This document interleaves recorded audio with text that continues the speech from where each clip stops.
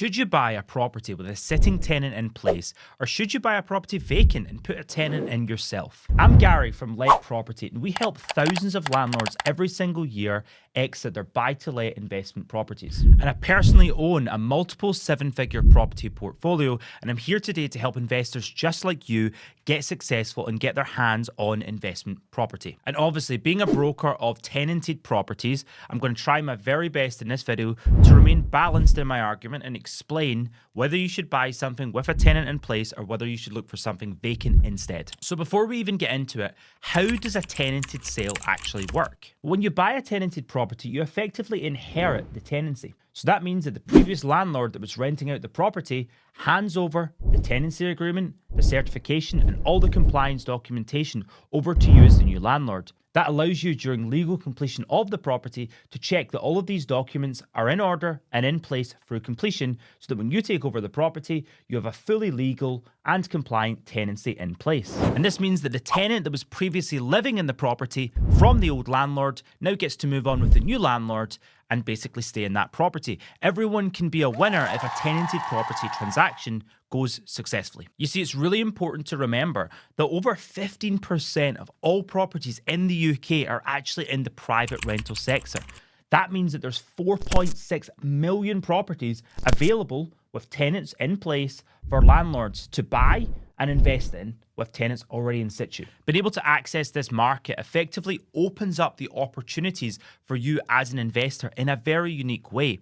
And that's because as an investor, you can buy something with a tenant in place. Those properties cannot be sold to the biggest market in the UK, which is for residential buyers. So it presents an opportunity for you if you're actually looking to buy something that you're going to be renting out anyway. The big thing that's important to address is there's a lot of misconceptions in the market when it comes to understanding the sale of tenanted properties. People very often think, and they have concerns, that they're going to buy a property from a landlord with a tenant in place, and there's going to be all these problems. The tenant's not paying rent, the property is going to be in really bad condition, I'm not going to be aware of it. And most reputable brokers or anyone that is transacting the sale of a tenanted property, this will not be the case. And in general in the market, this is absolutely not the case. If we just take a second to actually look at our letting agency, for example, it's less than 1% of all properties within that agency has a problem tenant, has an issue with the tenant. Less than 1%. And the industry average is less than 3%. So that means the chances of you actually picking up a property that has an issue with the tenancy is next to zero. Not only this, but any reputable broker that's actually selling a tenanted property on behalf of a landlord will actually do all of the checks up front to ensure that the tenant is paying rent, to ensure that the property is fully compliant, and to ensure that you're effectively buying something that can legally complete. And then not only will the agent check that, but your lawyer will be able to check that too when you actually buy the property. So what this sort of busts is, I suppose, the misconception that you're going to be buying something that is going to have all these problems and cause you all these issues, because that is definitely not the case. The obvious benefit, of course, of buying a tenanted property is cash flow from day one. The day that you actually purchase that property, the property is effectively rented out, so you'll be able to receive cash flow on the property. So there's obviously many benefits to actually buying a property tenanted, as we've discussed.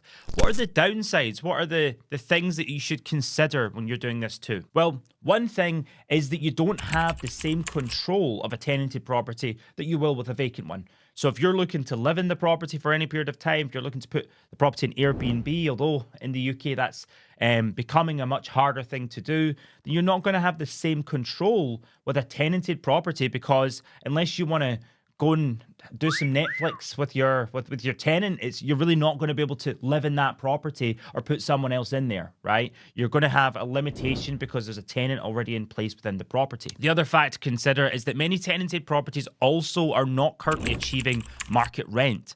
Over the last 3 years, rents in Scotland alone have risen by over 22%. And in England, we're talking around the 20% mark as well, depending on what area you're talking about. So that means that if you're buying a property with a tenant in place, very often that tenant's been there 3-4 years, the rent won't be up to market value. So you're actually not going to achieve that from day one. However, rent isn't a fixed fixture. You can obviously work with your tenant, put the rent up. What's important to remember that when you're buying a tenanted property, you're now dealing with more of a business transaction. It also means that you can pick up probably some more deals in this side of the market because you're dealing with an investor who's reasonably looking to sell it and can't access or doesn't access the full residential market and is looking to sell this directly to another investor. So there's often very good deals to be done, very easy deals to be done between two investors, and it means that there's more transactions that can take place at better prices. So should you buy tenanted? Should you buy vacant? What's the right answer? Well, the answer is you should look at both. That's my honest opinion, because it's absolutely fine to buy something vacant and put a tenant in place. It's absolutely fine to buy something with a tenant. You've just got to factor both sides into every investment that you're doing. Okay. Obviously, it comes down very much to your own circumstances. If you're looking to control a property and you're looking to live in that property for a period of time, if you're looking to put it in Airbnb, if you're looking to do strategies that wouldn't involve a typical long-term tenancy, then obviously you should focus more on buying properties vacant. The problem is you're going to be going to the open market, you're going to be bidding against a lot of residential buyers as well, and you're going to be in a lot of bidding wars to actually pick up something and get something for a good price. So should you buy a property with a tenant in place or should you buy something vacant? Well, to sum things up, if you're buying it tenanted, you're going to receive cash flow from day one, you're going to have a secure tenant in place with checks that have been done, and also you're going to be able to access a much wider market that represents 15% of the whole buy-to-let market of properties with tenants already in place. If you buy something vacant, what that's going to provide you with is more control in the asset. So you're going to be able to decide what it is that you're doing with the property. But the caveat to that is that you're going to be in bidding wars. You're going to be in estate agents. You're going to be bidding against residential buyers, first-time buyers that are looking to get into their home. So it's going to be more difficult to get your hands in those properties. Very often you're going to be paying more money for them too. So really what you need to look at is your own individual circumstances. Many great investors that are looking to invest for the long term will look at both options. And really you just need to look at each individual property opportunity as its own deal, as its own figures, and basically make a decision based upon that. Buying with a tenant in place is easier than it's ever been, so it's absolutely not something that you should be concerned about. It's just something that you obviously need to factor in, especially if you're buying a property where the rent's a bit lower or the property perhaps needs some work done on it in the future. You've just got to factor all of that in to your purchase and then actually move forward from there. So I hope this sums up a good argument for tenanted or vacant. If you're a first-time investor and you're just coming into the market, you're looking to invest in property, check out this video here to see the biggest secret that first-time investors don't understand when they're entering the buy-to-let market.